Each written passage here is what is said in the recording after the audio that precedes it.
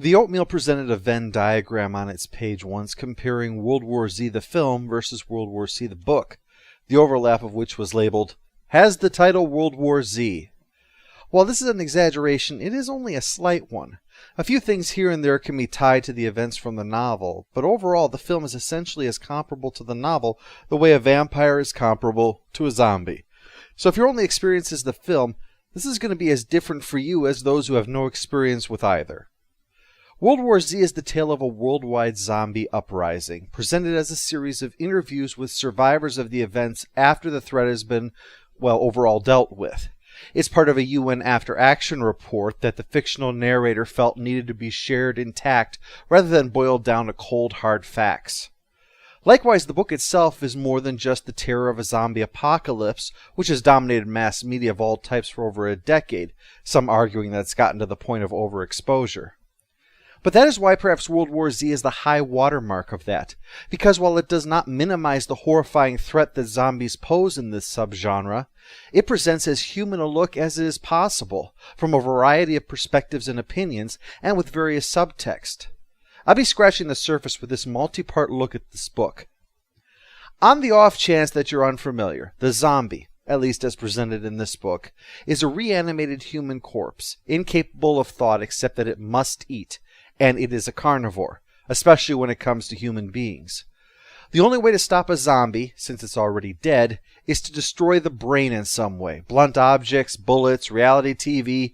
The brain is the engine that keeps the zombie going. So long as that is intact, the zombie will keep coming relentlessly. Fortunately, they move slowly, but their tenacity combined with their tendency to swarm is what makes them a lethal threat. A single bite from a zombie is a death sentence. That bite kills. And you will then reanimate yourself. That's why they grow to large numbers. Zombies will begin eating someone, get distracted, and their prey is left intact enough to get up and join the horde that killed him or her. In the book, this begins in China. The exact cause is unknown.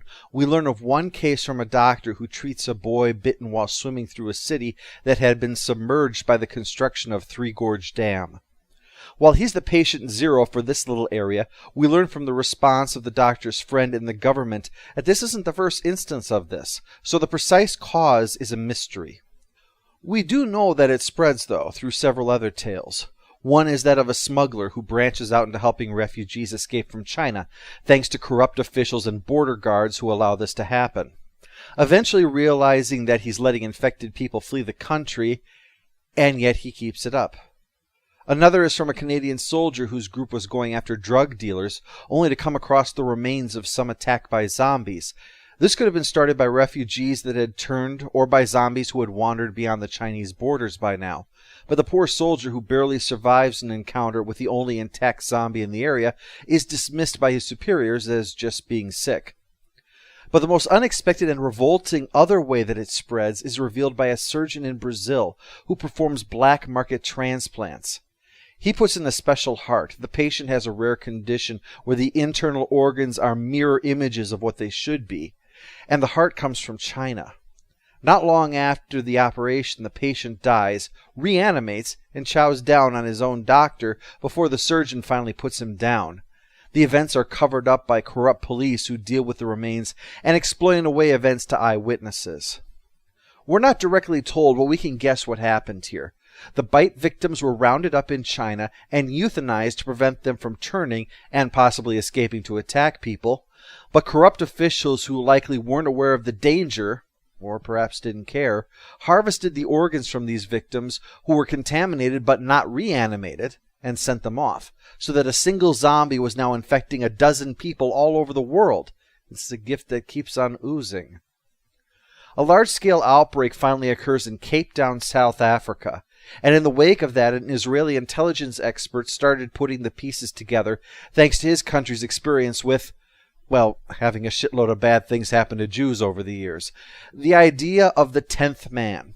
To avoid being caught unprepared again, if 9 analysts reach the same conclusion, it's the duty of the 10th man to disagree with them and give serious consideration to the possibility, no matter how unlikely it might seem.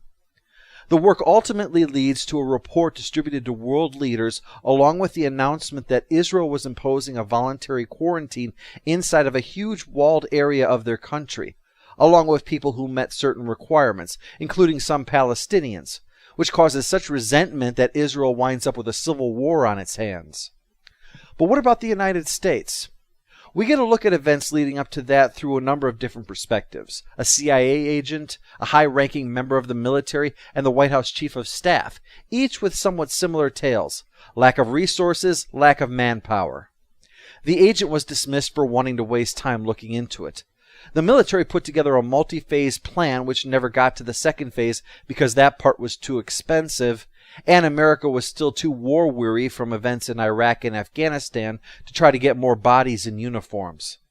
The Chief of Staff is the most defensive. There's always somebody saying that there's some kind of threat, and if we responded like the critics wanted, we'd be broke, and, even worse, his guy would be voted out of office. The private sector, though, one guy saw what this all meant and helped create a vaccine against rabies because people were calling this outbreak African rabies. It was named Phalanx and was rushed through the FDA. The authorities knew that it was nothing more than a placebo. And we learn of what it was like when Americans started seeing this happening through one family who had zombies walk out of the ocean and right into their backyard. If you want to sum up the majority of the perspectives from this section in one word, that would be self-interest. Greed being a big one. The criticism of the work is the prevalent greed on display, most nakedly in that of the modern-day snake oil salesman of Phalanx, but also the Chinese officials whose corruption allowed the infected to cross the border or shipped organs over the border. The surgeon and his police partners in the organ trade that covered up and continued doing transplants despite the risks. The smuggler knowing that he was helping the spread of this thing beyond the borders and continuing to do it anyway. As well as tales of smugglers just dumping the infected onto beaches and into the ocean to wander up onto shores and attack people unawares. This greed was the single largest contribution to the spread of the plague, and most wouldn't admit to it. Not even Breck, the snake oil salesman guy. He doesn't admit to doing anything wrong, even though Phalanx gave people a false sense of security. In this case, that was fatal. The other part of the self-interest comes in the point of preserving political power. To avoid the outside world becoming aware of what was going on, China covered up their efforts by incorporating them into a dissident crackdown. No doubt to avoid making the rest of the world aware that they were already facing an internal enemy and thus ripe for an attack. This delayed letting the rest of the world in on the threat until it had already become one to the rest of the world. And in the United States, we hear that the democratic alternative to China was no better at protecting us, because the leadership knew that the military's plan required more money from a resentful nation, so they shelved it in favor of low-cost, useless efforts like a web page and police instruction video, and helped to push Phalanx through the FDA, knowing that it was useless against the undead, but very helpful in making it look like they were doing something. Otherwise, there was the risk of upsetting voters and being booted out of office. The former chief of staff collects fuel from a field. You can guess what the source he and his cart are collecting is. And while he tries to explain that away, he is appropriately shoveling manure. And yet we see from the woman whose family was attacked that this attitude is nevertheless justified in many ways. She faced a zombie apocalypse and was worried about the swimming pool and the fish's health problems. They bought a gun and took Phalanx and thought that was enough preparation for this particular problem. But there was more important things to worry about to her than this. The attitude unfortunately validates the Chief of Staff's own attitude towards the voters. If they actually tried to do something, that just upset people. And the drug was just another tool in helping to ensure that they wouldn't be upset. Until literally the moment zombies burst through the door. Israel had the same kind of attitude. Even in taking steps, there was such resentment that it actually led to civil war in the one safe place on earth.